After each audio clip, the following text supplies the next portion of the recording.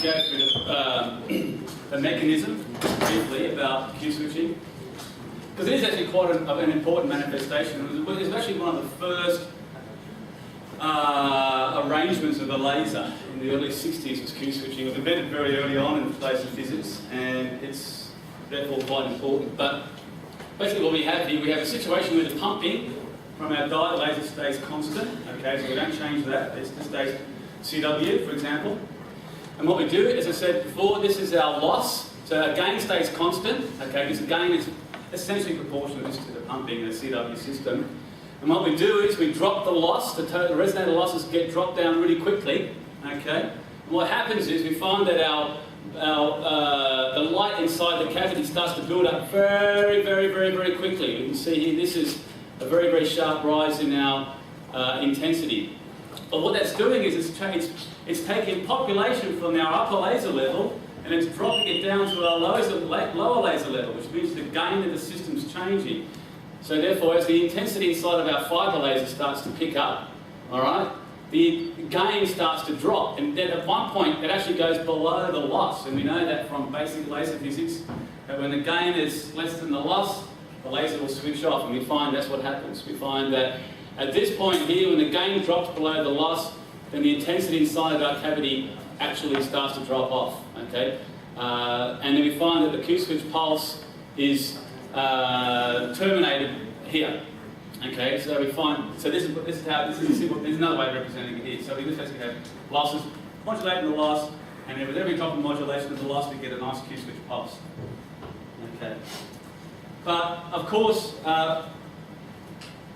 what we want to do is that we want to sort of scale the output power. We always want to scale the output power of fibre lasers. Fibre lasers are the real workhorse systems, and one way to do that is again using our Mopar setup.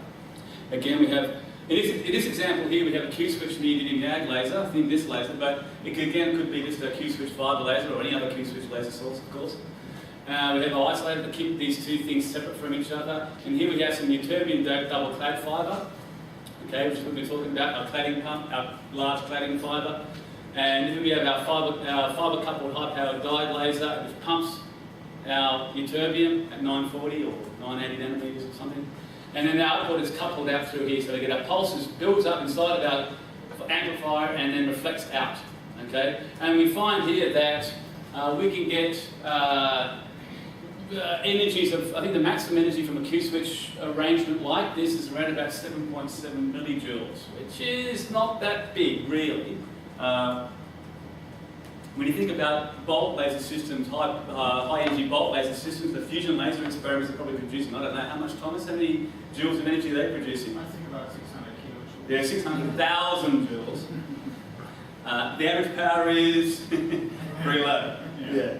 So, you can see here that, we're getting, fractions of a joule, but our average powers are very high. And I think this system here produced 100 watts. It was one of the first demonstrations of the Q-switch Mopar. So, yeah, we can't get much energy out. We can expand the mode inside of our core to reduce the damage threshold. And that's the problem about these Q-switch lasers, is that a Q-switch laser produces a lot of energy in a short period of time, okay, which means the peak power is pretty high, and that just blasts the end of the fibre. And that's one of the main problems here, is that we actually, with Q-switch lasers, we actually blast the end of the fibre off. This is another example of a Q-switch, and these are probably a little bit nicer than actively modulating the loss. We can actually do it passively, and Thomas yesterday briefly and very informatively described the satchel absorption process, so I won't go into it today, because we all understand that, of course. But in this case here we have a chromium doped zinc selenide inside of our cavity, which acts as our satchel absorber, which then causes a loss, an intensity-dependent loss inside of our cavity, which then can cause, so we have essentially another loss modulator, and then we can get Q-switch pulses out that way. And of course with this we can incorporate fibre grade gratings to narrow the line with. We can use WDMs to make it all fibre, which is very important. A lot of people don't want to use bulk optics all the time. Having our system all fibre means that it's even more robust than fibre lasers already are, so that we can actually make these systems very robust, very efficient, and very useful. So, and again, it's quite a simple arrangement. Okay. Yesterday we had a good talk about mode lock lasers, but briefly we can do that again in fibre lasers, and really mode locking fibre lasers has really become a hot area, mainly because whilst we don't have the energy that's available in, say, a titanium sapphire or some glass mode lock lasers, bulk solid state lasers, we do have the average power. So for applications, so there are some applications in materials processing that require femtosecond pulses but high average power. And fibre lasers really can do all that for us. And here we have a very simple amplitude modulation, mode locking, okay, whereby we modulate the loss inside the cavity at the round trip frequency. This is actually a ring laser, which we described earlier on. I won't go into detail about all the components here, but basically we have a loss modulator, switching the loss on and off inside the cavity at the round trip time. Okay, we see here that if we do that, we get a nice clean pulse generated inside of our cavity, which is phase locked and therefore mode locked. Okay, so that's one manifestation, and one of the more important ways of generating a mode locking is through the passive process. And of course, we heard about Coherence mode locking yesterday, which is one of the more important ways. But of course, we can use another process, satural absorber process inside of our cavity. In this case here, we have a single wall nanotube. It's very, very fast. We want to have a fast response time because we're talking about very, very fast optics here. And the way it works is, one of the problems about passive mode lock lasers is about how they start. How do you actually get this thing to work? Okay, what we call self-starting mode lock lasers. And what you can think about is that, well, it actually starts from noise. Most of these lasers start from noise, whereby noise in itself has a few little peaks in the intensity. And it's those little peaks in the intensity, okay, that get transmitted through our satural absorber. So they're the ones that are preferentially starting to oscillate inside of our cavity. And they're the ones that eventually start to dominate and then become our mode lock pulses.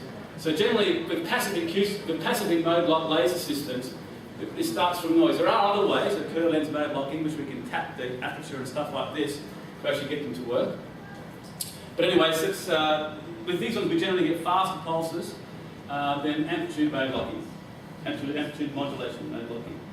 And one way to increase the power, again, is using a MOPAR setup. But a few years ago, chirp pulse amplification was invented, whereby we have a short pulse generated from our oscillator, okay, and then it's stretched using a pair of gratings here, whereby we can see that the red wavelengths travel a shorter path than the blue wavelengths. So the light is then reflected off these mirrors and back through another set of this mirror, this 50% mirror here, and we can see that the red wavelengths are leading the pulse. Okay. That's very important because, as mentioned yesterday, if you have short pulses inside of our amplifiers, we start running into problems of dispersion, okay, which broadens our pulse, but it's broadening our pulse in the wrong way. So what we do is we broaden our pulse artificially, but in the way we want it, in a chirp fashion. Chirping meaning that we have either high frequencies at the beginning or low frequencies at the beginning, and they descend down or descend up. In this case here, we have our red frequencies at the beginning of the pulse, and that's amplified through our amplifier, so we get an intensity increase, but we still have our red wavelengths here and our blue wavelengths there because really the pulse is long. So then any dispersion inside of our amplifiers is not really noticeable. Okay, so we still have this chirping of the pulses. And so that's we get this. So we get this large chirped pulse, amplified pulse, okay? And then the light's reflected off some mirrors, and then we do the other process. We have blue wavelengths travel a shorter distance than our red wavelengths, okay? Which means that we can then recompress the pulse and produce a high energy pulse. So this is actually what the arrangement looks like in a fibre laser. So we have our oscillator producing our mode lock pulses. We have our fibre stretcher here, using in this case a single grating. Some mirrors. There's our ytterbium preamplifier. Then we have a diode laser, which is then reflecting off this mirror into our cladding pump system. We have an optical isolator again, because there's an amplifier. We don't want any feedback here. It's very important for mode lock lasers. We have another power amplifier here with a huge big diode laser here, and we have our grating compressor, and then our output here. So very simple. So we get really good high energy mode lock pulses. Okay, great. So, as I said before, one of the problems with fibre lasers, as I mentioned, we can get a low threshold But for mode lock lasers and for Q-switch lasers, we run into problems because the intensity inside of our core is so high that we can actually blast the end of the fibre. And that's a real critical problem. So what we want is to prevent that, and one way to prevent that is by having, in this case here, we can splice just means joining, okay?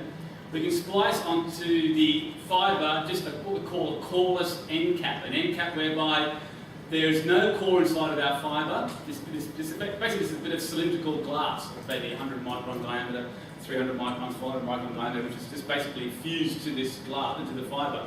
And we can see that the mode expands out, but the intensity at the air glass interface is much, much lower than here, so that we can actually increase the storage, the output energy of our fibre laser just by expanding the mode. And generally speaking, the amount of energy that's extracted from a fibre laser is proportional to the area of the mode. So if we double the mode, we can double the amount of energy. Okay, so this is a really neat way to actually extract more energy out of our fibre laser. So we have our low threshold, our very high average power, but now we can actually extract a bit more energy out too. So this is starting to become a really useful way of doing things. But as I mentioned here, it's a little bit clumsy because we do have to splice this little end cap. And these end caps here, by the way, are only very, very short. They're less than a millimetre, probably even half a millimetre long. So they're really quite difficult to actually get right. So, and there's always a little bit of loss here. It's maybe a fraction of a decibel, but still nevertheless, for high power, that's actually quite a large amount. So it is good for lower power systems, but for high power systems it's not quite appropriate. So one of the ways we want to expand, we want to start expanding the mode a little bit inside of our fibre to improve the storage efficiency and the amount of energy we can get out. One way we can do that is by having a core with the doped region inside here. So that's one we can. So basically, the mode sees a gain profile that is shaped for the lowest order mode, even though the actual refractive index profile of our core is actually multi-mode. It actually provides a multi-mode operation. So that's one way that we can force the mode to be big, even though we're propagating in a multi-mode fibre, just by the gain profile, by doping the central part of our core and not around the edges. That's a nice way of doing it. The simplest way is to expand the mode. So we can expand the mode by expanding the size of the core, but when we do that, in order to maintain our single transverse mode condition, we need to reduce the refractive index, okay, to maintain that V parameter, which we talked about earlier on. But the problem about that is that once we start reducing the refractive index difference between our core and our cladding, the fibre becomes very sensitive to bend loss. You know, the tighter the mode, the larger the refractive index difference, the more robust that mode is. It actually becomes, we can bend our fibre, we can coil it around, we can do things like that. But if we start reducing the refractive index difference between the core and the cladding, we do start to run into problems with regards to its robustness. So that's one way we do it. Another way to do it is by having a mode selective. This is similar to this sort of arrangement, but this is on a larger scale. So having a mode, a doping profile that sort of forces the laser to run single transverse mode. And we can see here that increasing the mode is really important, because what it will do, if we start increasing the mode inside of our resonator, we actually start improving the storage efficiency. Okay, we can actually hold off lasing so that we can actually increase the amount of energy stored inside of our resonator, inside of our laser. Okay, this basically because of the volumetric increase in the volume. Okay, and that's very important, so we can get more energy out. It also improves the one of the problems about fibres is that because we have such a tightly confined mode, we have very high gain, we suffer from a thing called amplified spontaneous emission. And anyone working in fibre lasers either loves or hates ASE. It's a killer, because what happens is that we might have a nice clean oscillator with a single sort of frequency coming out, but all the way around it is all these other frequencies which are also being amplified inside of our cavity. It's because these things are just, the light is so tightly confined that even frequencies which aren't meant to lase are still being amplified. They're still being amplified because of the confinement of the mode inside of our core. So amplified spontaneous emission is a real problem, another reason why we want to expand our mode. And as was alluded to the question earlier on, if we want to expand our mode so that we can produce non-linear effects, I think you may have had a talk on Tuesday whereby non-linearity really starts to become an issue with high intensity, because we're talking about higher order electric field effects. So if we have high intensity, we're starting to invoke non-linearity in our fibre. By having a large mode area, the intensity being watts per unit area, watts per metre squared, for example, we can actually start reducing our non-linearity inside of our fibre, and therefore we can maintain sort of a linear relationship between input and output, and we don't have other horrible frequencies starting to develop inside of our fibre lasers. But, as I mentioned before, there are some issues with improving the large mode area, and we do find that the bend losses tend to be a little bit higher than with a tightly confined mode. But, you know, if you have some really good engineering, you can really maintain robustness in our laser and still have a large mode area oscillating. So, one of the real nice ways to generate a large mode inside of our fibre is by the concept of the holy fibre. Now, in a normal sort of step index fibre, and what I mean by step index fibre is that the core and the cladding, the difference between the core and the cladding is just a single step in the refractive index, all right? Just a nice step. We call that a step index profile. But the way that increase in the refractive index of the core is generally chemically. It's done chemically by, for example, putting the rare earth in the glass actually increases the refractive index. But usually that's not enough, you have to put germanium in there. Germanium increases the refractive index. It also makes the fibre photosensitive, which is very important for UV ultraviolet grating writing, for example. But one nice, neat way that we can change the modal properties of our fibre is by actually putting a series of holes around there. Okay?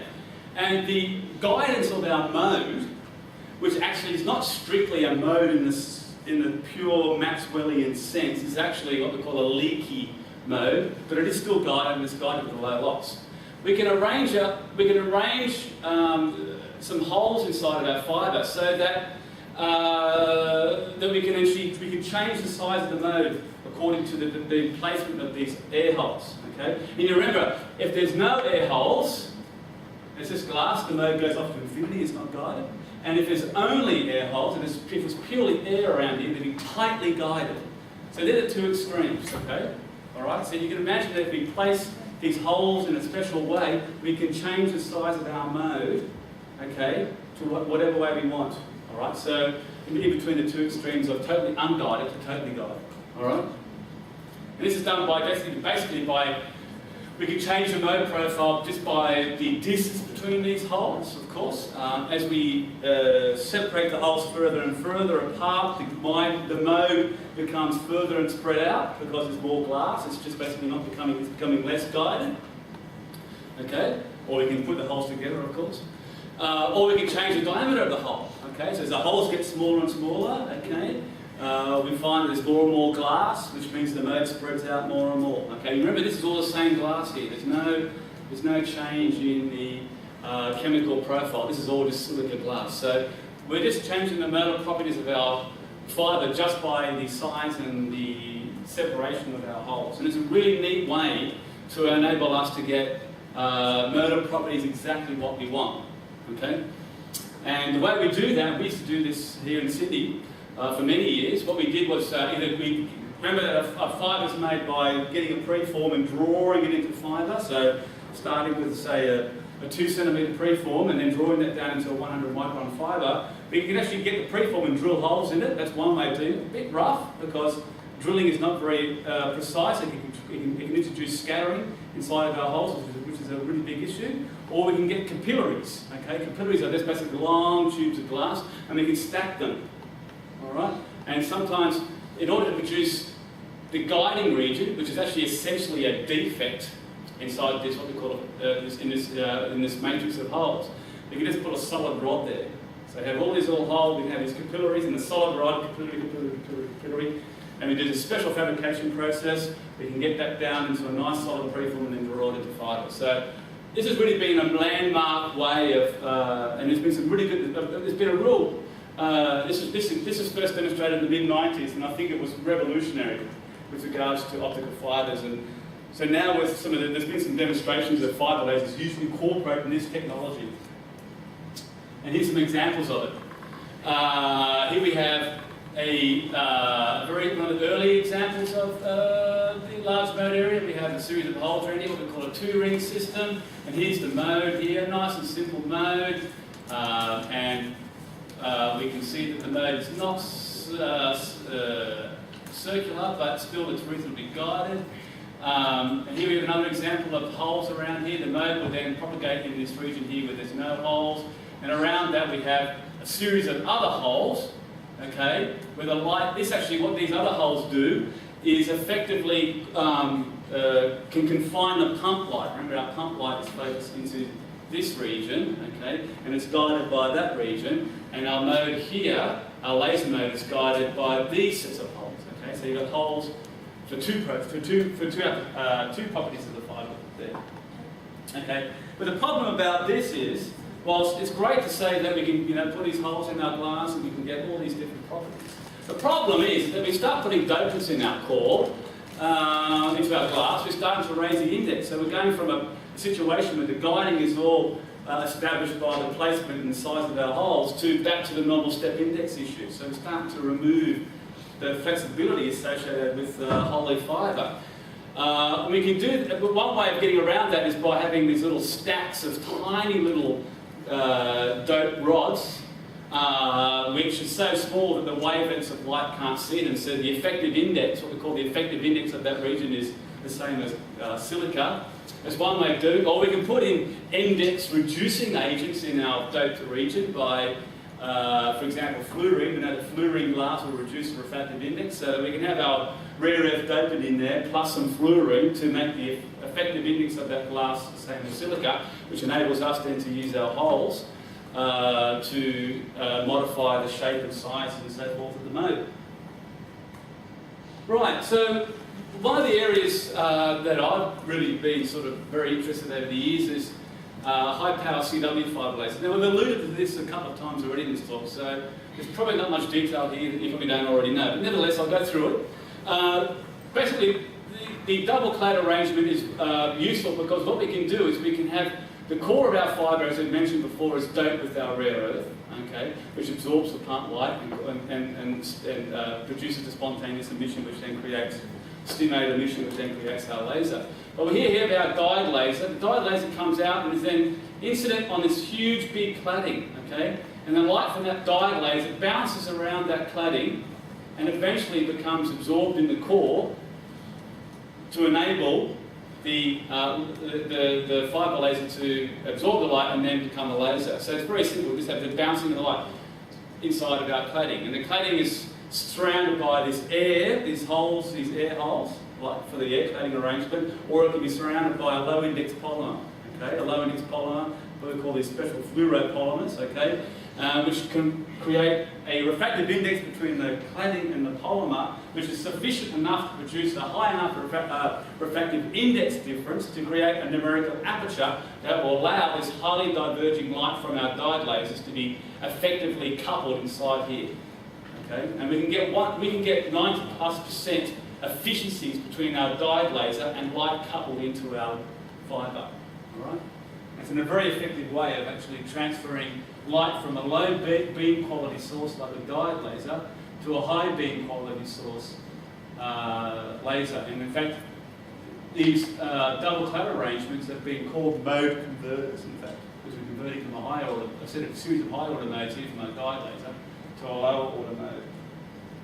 Okay, and here is an example of a high power fibre laser, one of the early ones. Okay, I think this might have been in the early 2000s. Very simple arrangement. Here we have, for example, this is pumped by, I think, 5 fibre-coupled diode lasers. And we see here we have a dichroic mirror here. Now this dichroic mirror here reflects 915. Remember from that absorption spectrum earlier on in the first lecture where we have The ytterbium-ion has a very, very broad absorption feature, okay, and a very, very sharp absorption feature, so it's got sort of, what this system here captures that.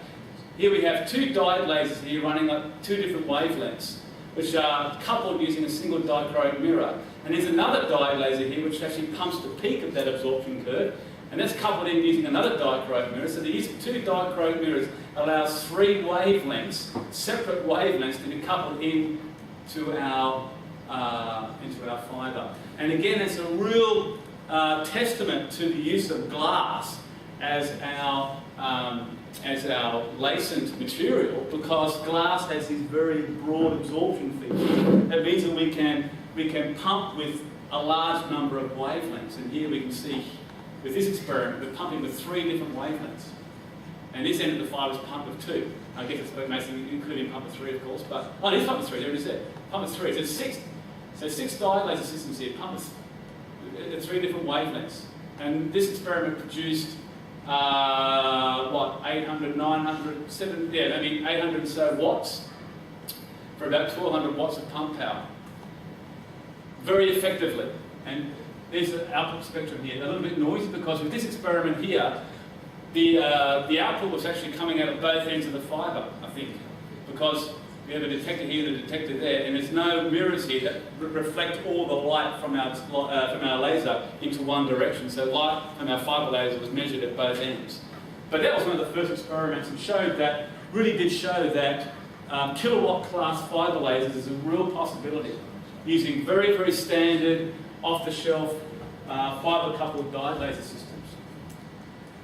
Okay. And this was actually the experiment for the first 1000 watt laser back in about 2003, I think it might have been. This was done at University of Southampton. Here we had a series of mirrors. This is a two diode stacks running at 1.2 kilowatts. That's 1,200 watts.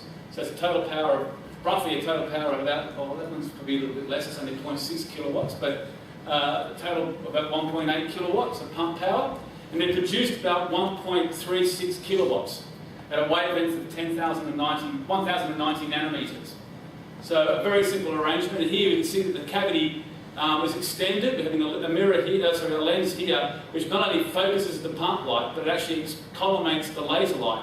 So that the mirror, this is actually a dichroic mirror, it doesn't have to be in contact with the fibre, and that's very, very important because with these kilowatt class fibre lasers, you can't actually have a mirror touching the fibre because the intensity on remember the core, this kilowatts, this 1,030 watts is coming out of the core of the fibre. It means it's a very high intensity. You can't have that sort of high intensity on these mirrors.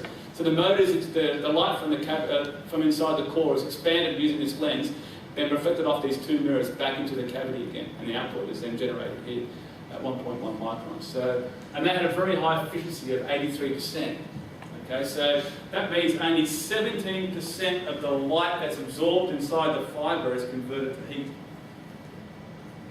which is very important for these high-power systems.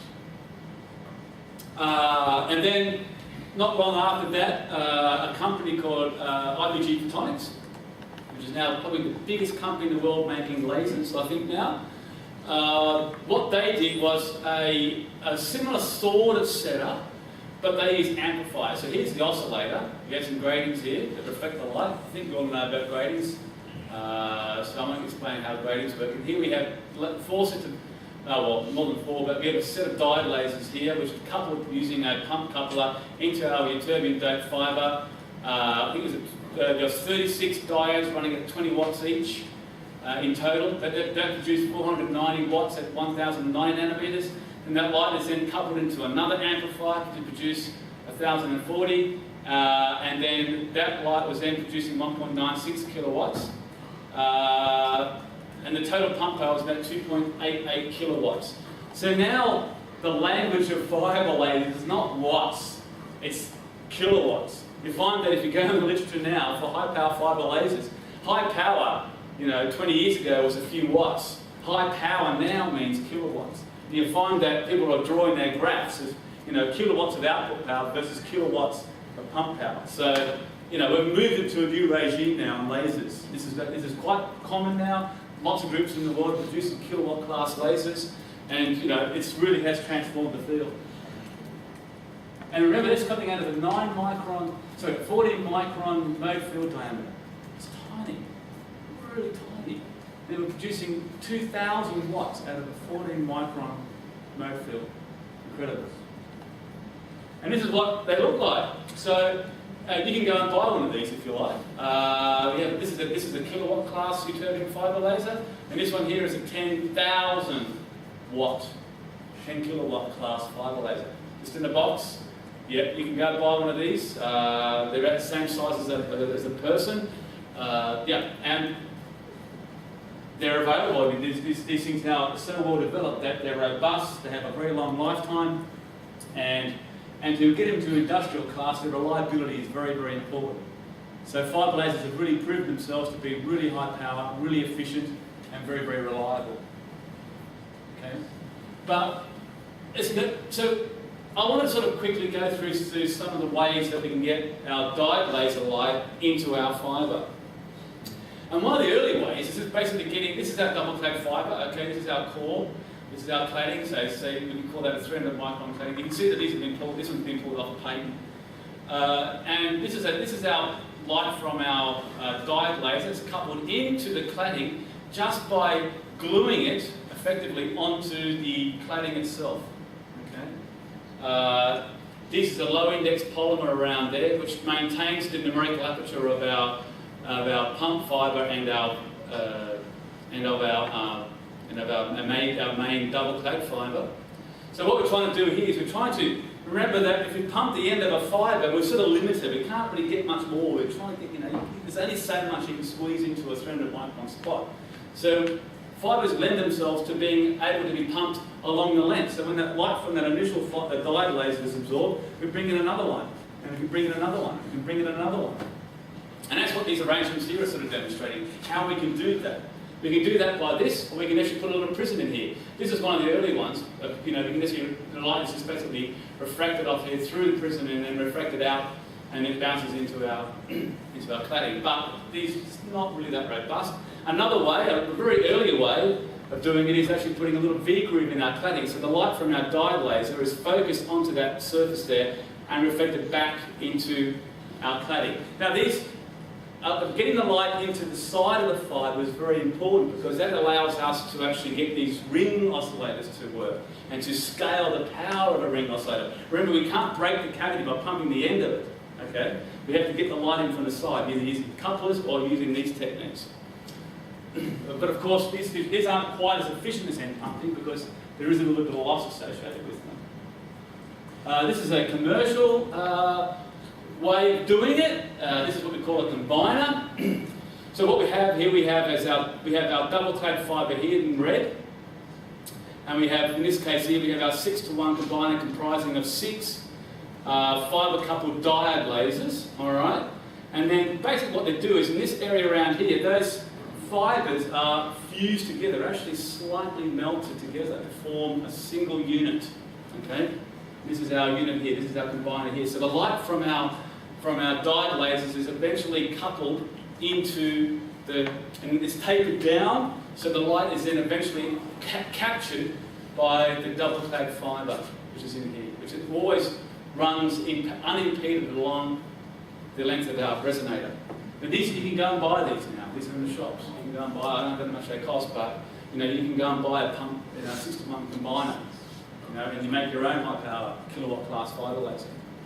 This is actually another example here. This is a very sort of whereby we're just using proximity, what we call proximity coupling, whereby the light from our pump fibre basically, because it's in contact with our double clad fibre, the light eventually escapes from these pump fibres into our double clad fibre. And we can just surround that by a low index polymer to maintain the numerical aperture, to keep the guidance of our pump light inside of our system. And that's a very simple way. So these are very robust, very simple ways of getting light into our double clad fibre along the length of it. Okay. And harping on a little bit about this, but they're really important. And what's really important about it is that we can actually keep the core intact. We want to keep We want to maintain the core of our fibre intact. We don't want to interfere with that because that will cause loss. And here we have some examples of how the pump light starts. There's our double clad fibre. Then it turns into there's our 6 pump fibres, and then related to the double clad, and then it's fused together to produce a single fibre here. Okay. Now I've talked about the air cladding. Now the reason why the air cladding made a huge impact in the field a few years ago is because we were able to get these super high numerical apertures. And the way we can do that, if we have an arrangement of holes around our cladding, remember this now, this around our cladding, and we have little bridges here that support the holes, which actually support the cladding, we can get a super high numerical aperture. And these little bridges, these little glass bridges, are so small, they're thinner than the wavelength of light, which means that the light does not see these little cladding, these little bridges, so the light doesn't escape through them. Okay? I won't go on too much about it, I'm running out of time. And here we have some examples of them, some early examples here. And here we have our holy fibre with our mode guided by the placement of these little holes. Okay? And surrounding that we have this air cladding. We have these little thin bridges around it which support the fibre but create a super high numerical aperture, which means that we can shrink this down to really small dimensions. Okay? And we're still able to get lots of light into our fibre. And here's a close-up of one of these little thin bridges here, whereby we have these holes are only 5 microns in size, but these bridges are somewhere like about 200 nanometers, 300 nanometers in diameter. And so if you're talking about pump light of 900 nanometers or 1,000 nanometers, they can't propagate in these little bridges. Okay? Right. I'm running out of time. I've only got a few more minutes left, haven't I? So I might want to skip this about the complexity associated with mode mixing, and probably talk about some of the issues associated with problems, because it was raised in a question earlier on. And of course, one of the problems of high power is nonlinearity. Nonlinear effects like stimulated Brouwer scattering and stimulated Raman scattering start to become a problem. At these very, very super high powers, the optical damage threshold of silica itself starts to become an issue. Although calculations have shown that we can get probably between 30 and 40,000 watts from a single fibre of about a 20 micron diameter before we start running into the optical damage threshold of silica. There are other issues associated with thermal effects. We have thermal fracture and melting and burning of the polymer coating and so forth like that. But with careful design and engineering, we can get around all that. Of course, we've already produced 10 kilowatt class industrial lasers. So, and as I said before, the way to get around these non-linearities is by expanding the mode again, or reducing the length of the fibre. Okay, because the intensity inside of our fibre is reduced when our mode size is increased. Now, the Raman effect is a very important one. And it enables us to actually get new wavelengths from our fibre laser. This is the Raman scattering spectrum of glass, and I think you may have covered, did we cover Raman scattering in the first lectures with Martin? Okay. Let me just briefly describe it. Basically, the vibrations of the silica molecule can actually cause scattering of light, all right? And this is what the scattering spectrum looks like, all right? So, but what happens is, if I produce a high power fibre laser at this wavelength, that scattering process can create new wavelengths here. It scatters off to a longer wavelength. And what happens is that wavelength now starts to become stimulated. I can actually stimulate the scattering process. And that stimulated scattering process causes an increase in this wavelength, which then produces another scattering event, and then another scattering event, until we can cascade these scattering processes inside of our fibre. So for super high power, we actually don't want these scattering processes to occur. But if we design our fibre appropriately, we can actually make them to work for us and create these new wavelengths. Okay, and so this is a brief explanation as to why increasing the mode size can actually reduce this problem with regards to Raman scattering. But I won't talk about that too much today. And I probably should leave it there. I think, how am I doing? 2 minutes left. Okay, so One example of really useful light is when it's very, very narrow in frequency. Okay? When we have a narrow frequency of light, what that means is that our electric field, okay, is becoming much more coherent. All right? Because we have the frequency spectrum is very, very narrow. That means we have a very, very narrow range of wavelengths. Okay? And so for a large number of experiments require a very, very coherent beam. And the way we do that is by reducing the line width of our laser. Okay? And what we call narrow, single frequency or narrow line width fibre lasers. And if you reduce that frequency right down to the kilohertz level, we can actually get very, very long coherent lengths. And coherence is very important for interference experiments and many other coherent processes. So the way we do that with a fibre laser, how do we produce a fibre laser that's got a very, very narrow line width? Well, one way we can do that is by having a distributed Bragg reflector along the whole length of the fibre. That means that the light is continually reflected by this photonic band, all right, this Bragg grating. And they can produce really, really narrow line widths down to the kilohertz level. And here we have here's an spectrum here of a very, very narrow line width. But of course, these fibres aren't very powerful. They're only a few milliwatts in output power. But what we can do is we can amplify. Again, as I'm talking about, as I mentioned before, is that we can do all of our high finesse stuff with a very, very low power, small scale seed laser, and then we can actually amplify it. In this particular example, we don't have a narrow line width distributed feedback laser, fibre laser. We have another type of a laser that produces a narrow line, but that's irrelevant for our example. And we isolate it again, so we don't want feedback into that because that can cause it to be very unstable. And we have just our simple large mode area turbine diode fibre, which is just pumped by a standard fibre couple diode laser, which you can buy off the shop, and we can then amplify that. So starting off with a few milliwatts, we can get up to, well, in this case here, I think that they produced about 108 watts. But unfortunately, with a very, very narrow line width inside of quite a long fibre, we start running into other issues associated with Stuart and brand scaling. So, in summary, I think I'm going to finish now. Fibre lasers they're the real impact sources now. They're producing the highest powers. They're producing the highest efficiencies. They're producing many, many different wavelengths. They're producing pulses. They're producing mode-lock pulses. They really are the sources. And I think you'll find now that if you go into any optics and photonics laboratory in the world, there's almost a guarantee you'll have a fibre laser in there. Thank you.